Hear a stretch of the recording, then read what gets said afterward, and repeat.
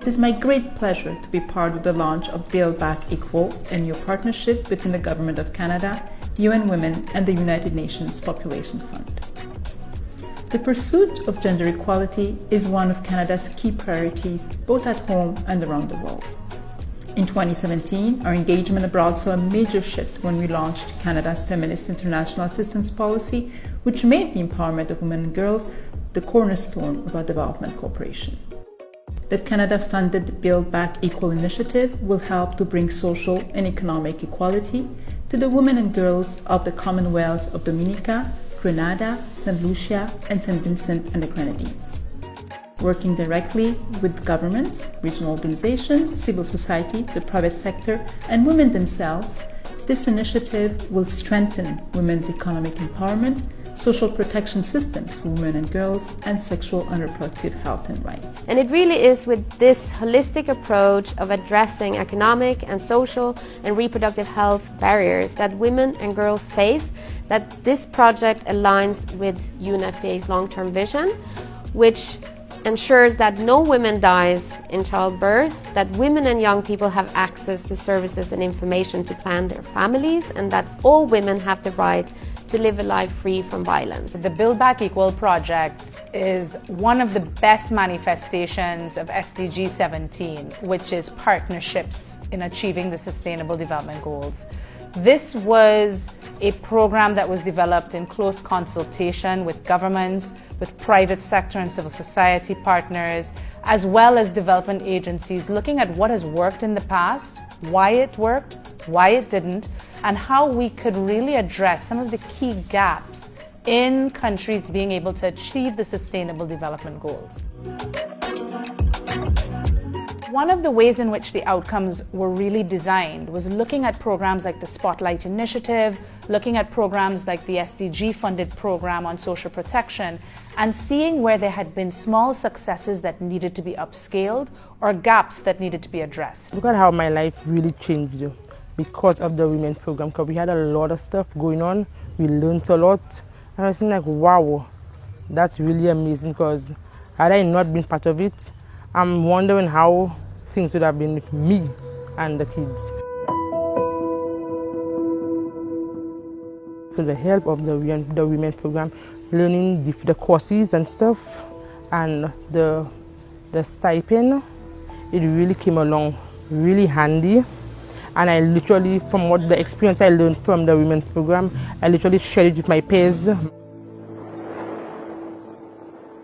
The joint SDG Fund's Universal Adaptive Social Protection Project in St. Lucia supported unemployed, low-skilled single mothers to pursue basic literacy courses and enroll their infants in daycare centers.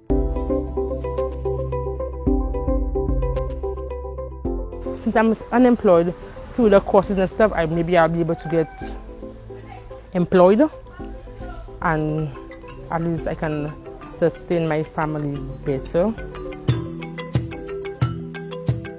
UNFPA will, under the Build Back Equal project, seek to address challenges that impact the ability of women and girls to achieve the highest attainable standard of sexual and reproductive health, and to make informed decisions concerning reproduction, free of discrimination, coercion, and violence. So the UN program in 2021, while we were experiencing our issues of the volcanic eruptions and dealing with COVID-19, we also were dealing with dengue. And through the program, we were able to offer free services, meaning free contraceptive to our women, free pap smears to our women. We offered HIV and syphilis screening for free. We also assisted in terms of clothing and food, and we did impact in the area of general counseling for those who were displaced. With this, we have now an opportunity to assist the mothers who have their children and are now working with daycare. We can assist in life skills training for our fathers or single fathers, And we can also assist in terms of psychosocial support for all. Legal Aid and Counseling Clinic was contracted as an implementing partner organization by UN Women under the Spotlight Initiative project. And under that project, we were tasked with a number of different responsibilities around working with both perpetrators of gender-based violence, survivors of gender-based violence, and youth as a way of doing violence prevention work at the community level that ensured that young people had an opportunity to learn decision-making and conflict resolution skills that put them in a better position to make decisions. We also need to provide opportunities for economic empowerment and access to justice. So things like providing support for women who are going to court for protection orders.